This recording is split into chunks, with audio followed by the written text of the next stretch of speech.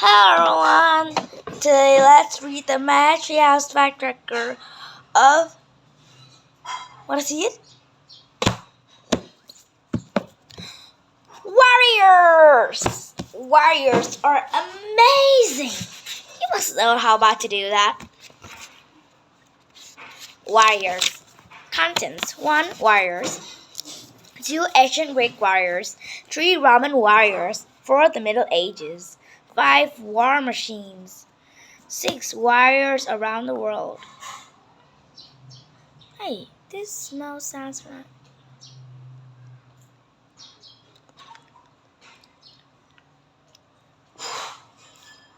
It was so yucky. Keep out. Chapter 7. What warriors leave us? Doing more research, bibliography index.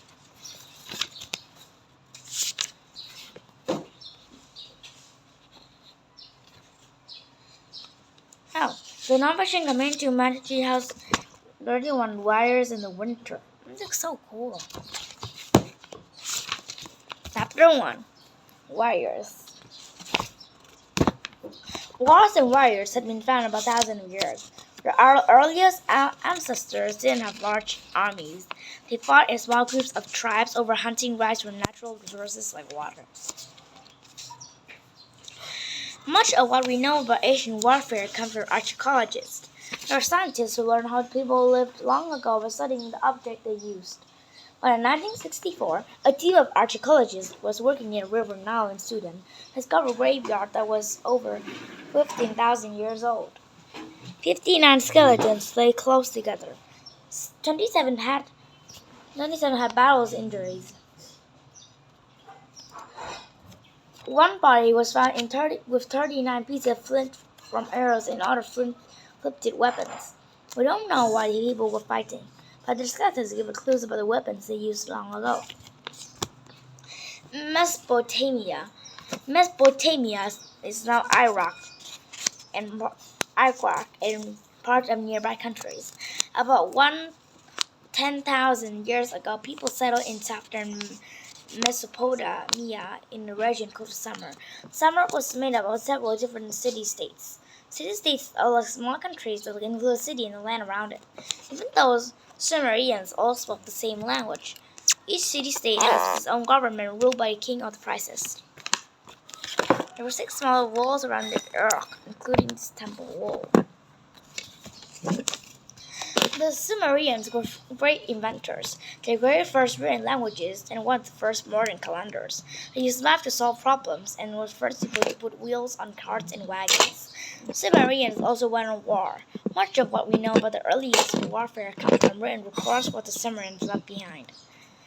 Warlike people. For more than 1,000 years, Sumerian city-states waged war against one another. Because they need strong armies, Sumerians invented new ways of fighting. Sumerian soldiers were the first to wear bronze helmets and fight in battle axes. They invented the deadly socket axe, with a blade so narrow it could pierce bronze armor. The Sumerians began using 4-wheeled chariots pulled by donkeys to kill soldiers and supplies. During a battle, archers stood in them and shot at the enemy. As time passed, horse fought in 2-wheeled chariots, pulled by 2 or 4 horses.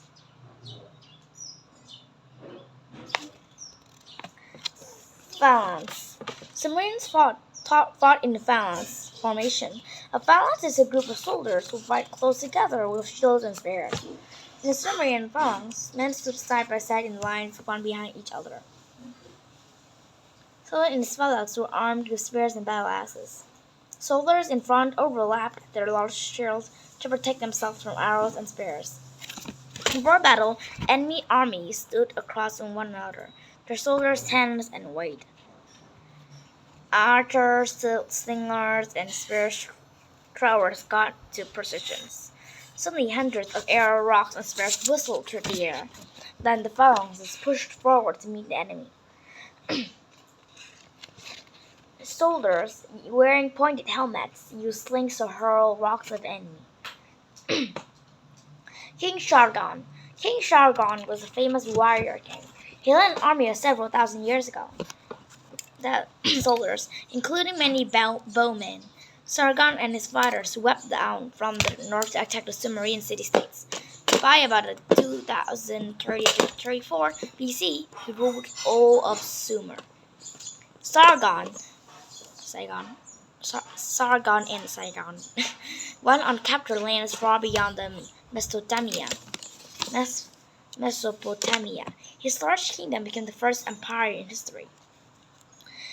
Sargon's empire lasted about 100 years. Then, for 300 years, there was a terrible drought. Fields dried up and people moved away.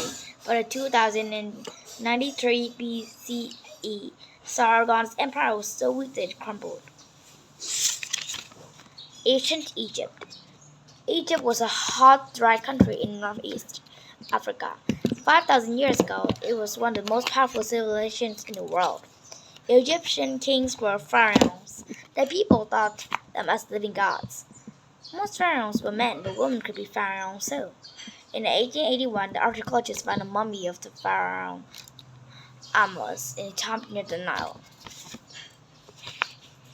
The Egyptians got water from the river Nile, the longest river in the world. Egypt and war. Because Egypt was surrounded by water and deserts. It was a difficult country to attack. But around 50,000 BCE, the Hyksos, a mixed group from West Asia, invaded Egypt. They controlled it for 100 years. The great pharaoh named Amos I commanded an Egyptian army that drove the Hyksos out. Under Amos' rule, Egypt grew into a rich, powerful country. The army and its weapons. Egyptians had learned new ways of fighting from the Hyksos. They began to use bronze weapons, horse-drawn chariots, and composite bows. Composite bows. The word composite means made of different things.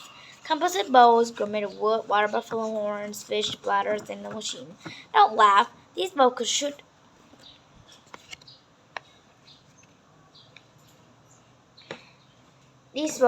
around 900 feet at speeds of 45 miles per hour.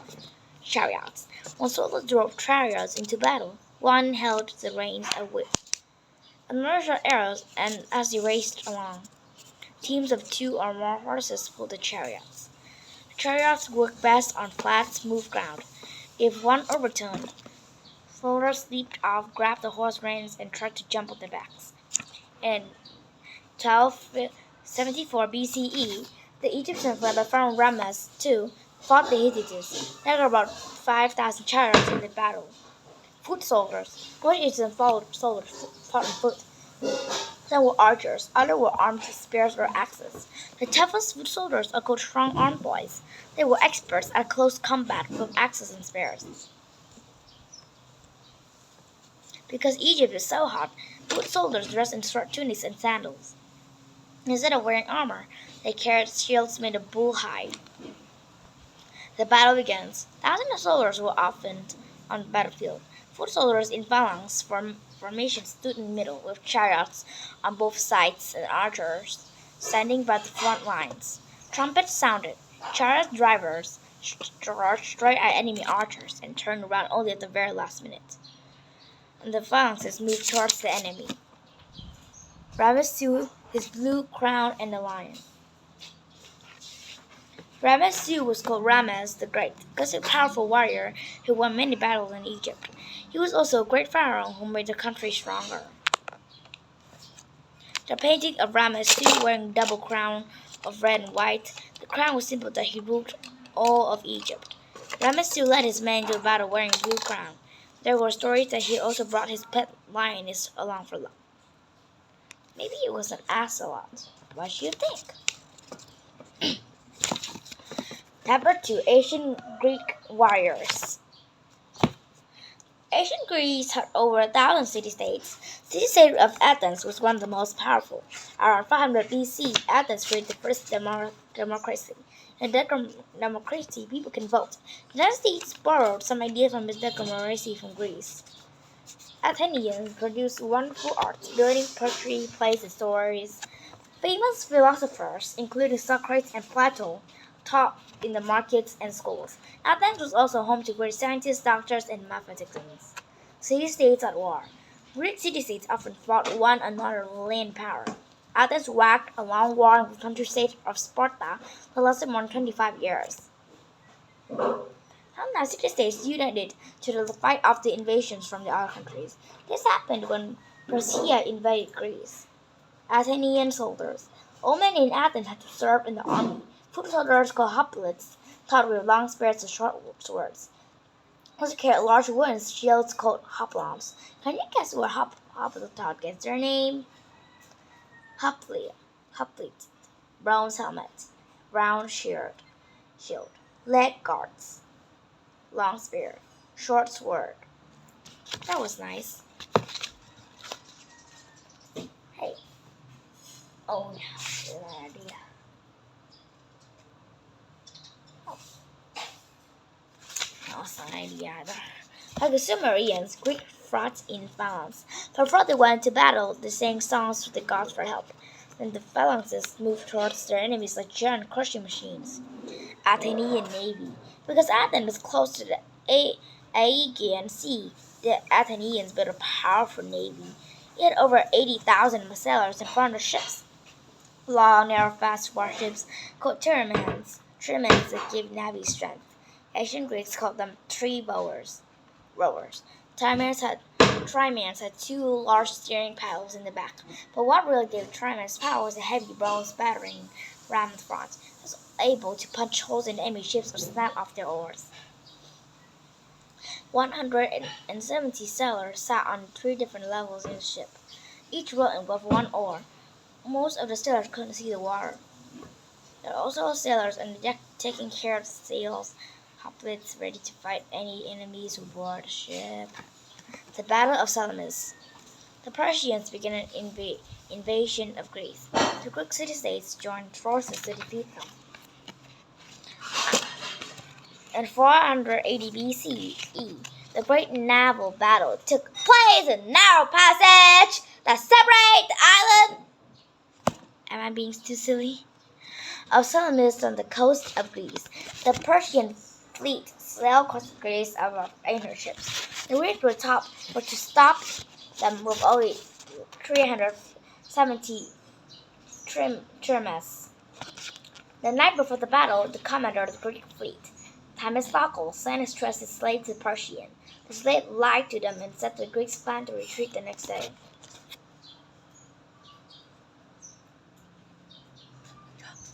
Under cover of darkness, Themistocles covered his triremes. He formed lines and blocked the stretch of water between Salamis and the Greek shore. The Greeks sang victory songs as they waited for Persian ships to appear. The Persians arrived with too many ships. They were too large and moved quickly or to turn around the narrow passage. No way for them to avoid being attacked by the Greeks. The Persians lost a third of the fleet. The victory of Salamis stopped the Persian navy from bringing supplies to the invading Persian army. The Battle of Salamis proved that the Greek navy was the strongest in the world. Sparta. By the 5th century BCE, Athens and Sparta were the most powerful city-states in Greece. Spartans didn't have the lovely, beautiful buildings and arts that Athenians have. They lived simply and they lived for war. All Spartan men were soldiers until they were too old to fight. Spartan boys. When Spartan boys were 7, they left home to live in army barracks. This was the beginning of the age for years of military training. The boy learns to read and write. They even learned to dancing so they could move easily, and singing to build team spirits. Most all, the Agog modeled them as skillful, brave, ruthless warriors. The teachers urged them to box, grapple, and fight. They also practiced weapons like javelins or draw spears to 9 feet long. Trainers beat the boys to teach them how to withstand pain. When a boy turned 12, he was allowed to only a thin tunic and no shoes, no matter what the weather. The boys didn't get much food. They had to steal it if they wanted to eat. If they got caught, they got punished. Not because they're slow, but because they got caught. Spartan soldiers needed to be sneaky and moved carefully. Spartan women. Women in Athens rarely left home and didn't go to school. Spartan women spent a lot of time outside their homes. Some learned to read and write. They studied poetry, dancing, and music. Girls exercised with the boys by wrestling, running, and throwing javelins. The Spartans wanted strong, healthy women who could have strong, healthy babies, who could become great Spartan warriors. The Battle of the Thermopylae. The Battle of the Salamis took place a few months after the Persian army invaded Greece. In 480 BCE, Xerxes, king of Persia, led an army of about 200,000 men in Greece. Sparta and the other city-states worked together to defeat them. The Persians had to move to a narrow mountain pass called the Thermopylae. Soldiers under command of the king Leonidas of Sparta waited the pass for them. The path was so narrow that not many Persians could go through it at the same time. For 2 days, the Spartans managed to fight for the 90th Persian army. But a traitor told the Persians to another way to the mountains. The Persians were able to attack the Spartans from behind. Persian archers fired off so many arrows that the sky turned dark with them.